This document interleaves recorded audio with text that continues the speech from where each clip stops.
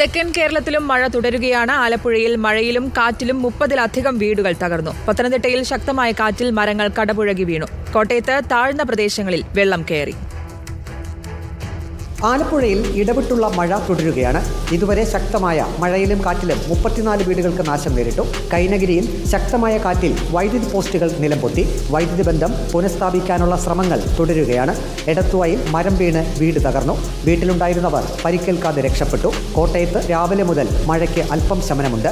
വടവാതൂർ, തിരുവാർപ്പ്, കുമരകം പ്രദേശങ്ങളിൽ വെള്ളക്കെട്ടുണ്ടായി. കുമ്മനം ഇളങ്കാവ് ക്ഷേത്രത്തിലെ നൂറ്റാണ്ടുകൾ പഴക്കമുള്ള കാഞ്ഞിരമരം കടപുഴകി വീണു. ക്ഷേത്രത്തിലെ നടപ്പന്തലും ആനക്കൊട്ടിലും തകർന്നു. ഓണംതുരുത്ത്, കൈപ്പുഴമുട്ട്, മഞ്ചാടിക്കരി പ്രദേശങ്ങളിൽ 5 വീടുകൾ ഭാഗികമായി തകർന്നു. മീനച്ചിലാറിലും മണിമലയാറ്റിലും ജലനിരപ്പ് ഉയർന്നിട്ടുണ്ട്. പത്തനംതിട്ടയിൽ രാവിലെ മുതൽ നേരിയ തോതിൽ മഴ പെയ്യുന്നുണ്ട്. ഇന്നലെ രാത്രി ശക്തമായ മഴയായിരുന്നു. പമ്പ, അച്ചൻകോവിൽ നദികളിൽ ജലനിരപ്പ് ഉയർന്നിട്ടുണ്ട്.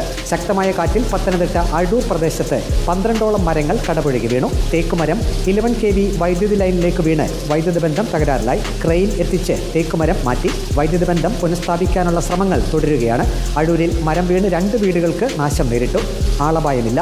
വിവിധ ബ്യൂറോകൾക്കൊപ്പം റിപ്പോർട്ടർ, പത്തനംതിട്ട.